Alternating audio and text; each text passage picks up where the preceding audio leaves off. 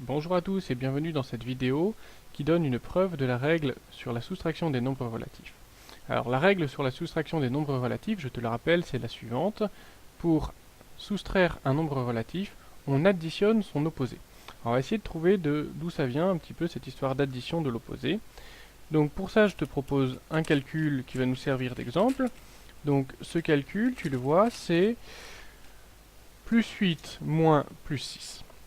Donc on va faire une petite astuce mathématique qui consiste à, dans cette addition, dans ce calcul, pardon, ajouter 0. Alors, ajouter 0 mathématiquement, ça change rien. Donc là, plus 0. Alors, ce 0, pourquoi je le mets? On peut se demander un petit peu. Alors, je sais que pour créer 0 avec les nombres relatifs, il suffit que j'additionne deux nombres opposés. Si j'additionne deux nombres opposés, deux nombres qui ont la même distance à 0 mais pas le même signe, eh bien ça me fait 0. Alors je vais choisir deux nombres pour créer ce 0.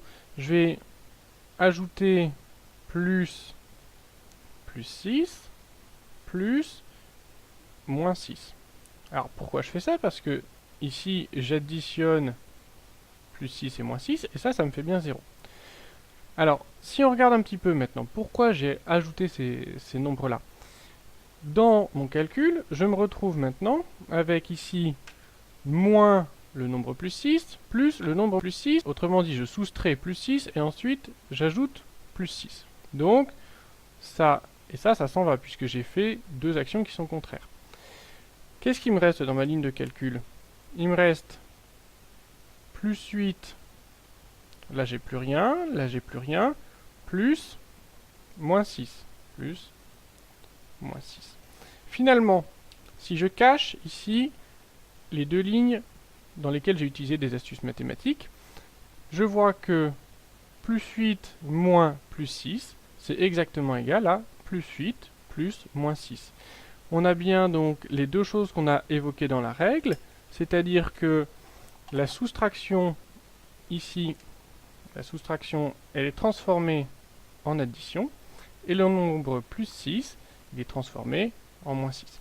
Alors, pour te montrer ça, j'ai utilisé un exemple, mais on peut généraliser cette règle, et donc, au lieu de faire une soustraction, on fera toujours l'addition du nombre opposé. Attention, dans cette règle, je te rappelle toujours que le nombre qui est devant, lui, ne change pas de signe. Plus 8 au départ reste plus 8 à la fin.